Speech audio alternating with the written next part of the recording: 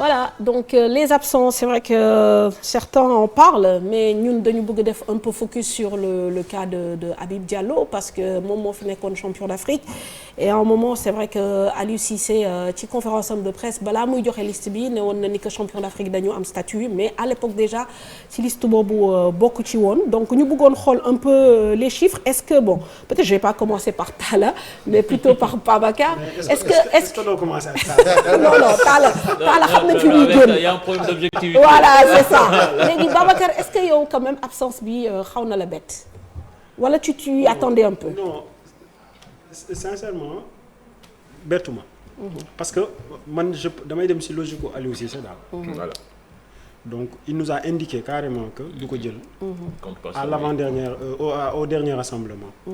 Donc man bon, même si je pense que am na ñu mu jël ñoo xamante ne Habib Diallo moo leen gënoon am légitimité. À mon sens. Bêtement que mu bañ ko jël. Voilà. Alors dañuy wone quelques chiffres en fait. Si effectivement bon il y a quand même je pense on a pris voilà à peu près 3, 4, 5, 6 les 9 attaquants voilà. Donc bu ñu xoolee il y a les statistiques hein, depuis le début de la saison. Soo xoolee Iliman Ndiaye bon il est vraiment prolifique 9 buts de passes décisives en 21 matchs. Sadio Mané lii nag stat championnat là hein, c'est exclut comment dire les autres compétitions. Sadio Mané c'est 14 matchs 6 buts 3 passes décisives. Boulaye Dia 14 matchs 6 buts 2 passes décisives. Ismaïla Sarr 17 matchs 6 buts 3 passes décisives. Nicolas Jackson 13 matchs 2 buts 2 passes D. Bamba Dieng en Ligue 1 c'est 6 matchs 1 but. Famara Diédhiou en Super League c'est 2 matchs, il n'a pas encore marqué. Et on voit qu'effectivement Habib Diallo en Ligue 1 c'est 15 matchs 6 buts. Alors donc quand on regarde effectivement les stats et on se dit que Habib a été quand même de la campagne de comment dire du Cameroun, on se dit à un moment donné est-ce qu'il n'y a pas un problème entre les deux hommes? Si bon mën nañoo am na problème parce que bon boo xoolee tamit bon boo xoolee stats yi rek ça prouve que le Habib méritait d'être sélectionné. Mais aussi il faut savoir que aussi Habib Diallo aussi n'a pas encore réussi en équipe nationale par rapport sur certains matchs qu'on a vus. Mais sur le début de saison qu'il a fait en championnat, il méritait l'âge d'être dans le groupe. Donc après peut-être son profil n'est pas aimé par le coach, on peut dire ça ainsi. Est-ce qu'il n'y a pas un problème d'implication aussi? Parce que un joueur comme ça qui fait qui marque des buts, qui est prolifique, alors que son équipe est en difficulté, le coach quand même décide de s'en passer.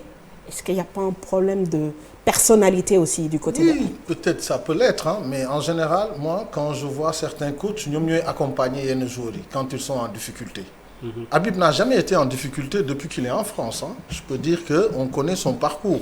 Aujourd'hui, comme l'année dernière, je pense qu'il a été régulier, il a été toujours constant dans les équipes où il a eu à évoluer. Et à chaque fois, il a eu au moins une moyenne de 10 buts. Et c'est un bon garçon. Hein. Et c'est un garçon qui ne fait pas de vagues, qui a un bon esprit et qui ne va jamais taper sur la table en réclamant une place de titulaire ouvertement. On ne le voit même pas dans la presse faire des interviews ou faire des déclarations. Donc je pense quand même par rapport à ce qu'il montre, parce que quand on parle de l'équipe nationale, on cherche à prendre les meilleurs. L'équipe nationale, ce sont les meilleurs qui doivent être sélectionnés. On regarde leurs prestations en championnat et on se dit actuellement, les meilleurs en forme, ce sont ceux-là. Et à partir de ce moment, il était facile de pouvoir sélectionner un joueur parce que ça ne va pas faire de débat. Mais aujourd'hui, quand on regarde cette équipe nationale-là, on ne peut pas se dire par rapport à ceux qui jouent dans le Big Five des championnats que Habib Diallo n'aurait pas mérité sa place dans cette équipe. Mais il y avait eu déjà un signal d'alarme avec la liste. On peut voir ça par rapport à la non-convocation pendant les 2 matchs qui ont précédé. Mais ce qui est sûr, c'est que si on regarde la prestation des uns et des autres, Habib, normalement, devrait pouvoir jouer dans cette équipe. Maintenant, il n'a pas aussi convaincu par rapport à certains matchs en équipe nationale. Mais ça, c'est le lot de tout un chacun dans cette attaque-là. Ce n'est pas tout le monde qui a réussi ses prestations. Il faut le voir sur 1 ou 2 matchs où il a été titulaire. À partir de ce moment, tu peux le juger. Mais là, moi, actuellement... En plus, si tu vois cette liste-là, je pense que Il n'y a que Famara Diédhiou qui est un pur attaquant de pointe quand même.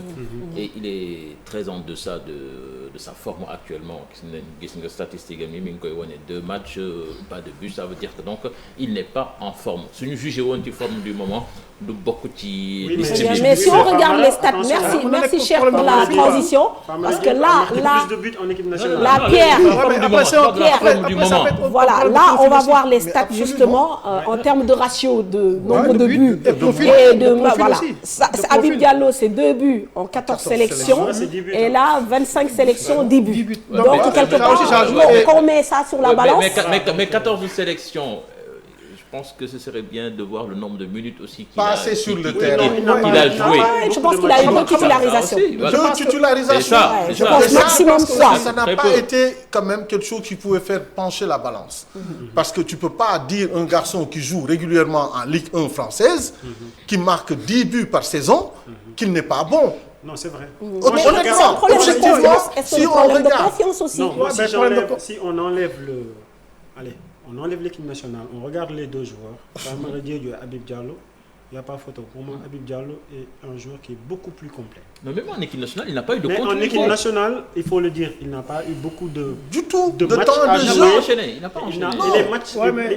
Les matchs qu'il a eu à jouer, il n'a pas été à son niveau. Après, le sélectionneur aussi peut dire que le profil de Famara Diédhiou est adapté par rapport à ses Exactement. Donc ça aussi, il faut le mettre aussi en exemple. Mais Moustapha, mais ci situation bi yow déjà tu as un Sadio Mané boo xamee ni très très incertain, peut-être que premier tour de Boko.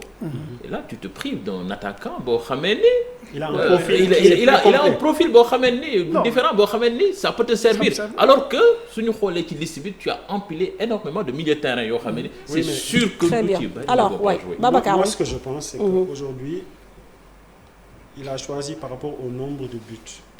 Moi je parle pas du profil parce que pour moi l'efficacité quoi. Il cherche plus l'efficacité et une deuxième chose c'est que aussi il y a peut-être Bamba Dieng qui est devant les 2 là.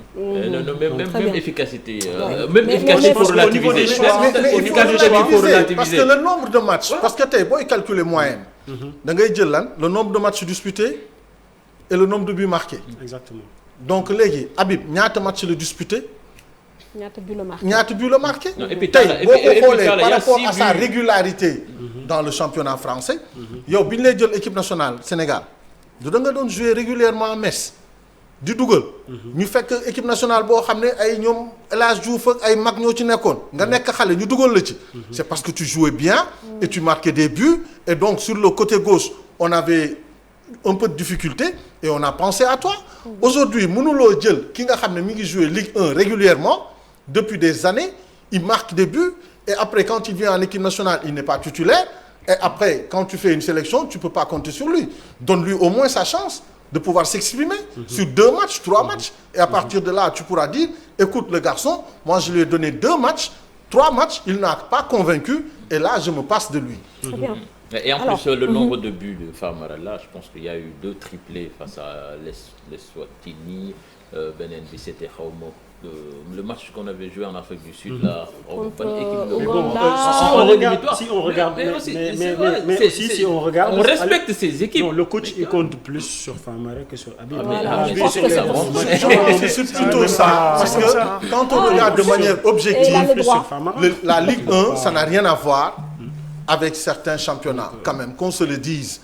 Parce que tu ne peux pas transférer un joueur à 10 millions d'euros et dire après que ce garçon-là n'est pas bon. Les gens ne vont pas investir sur un joueur de piètre qualité. Voilà, donc parmi les absents, il y a aussi Noah Fadiga.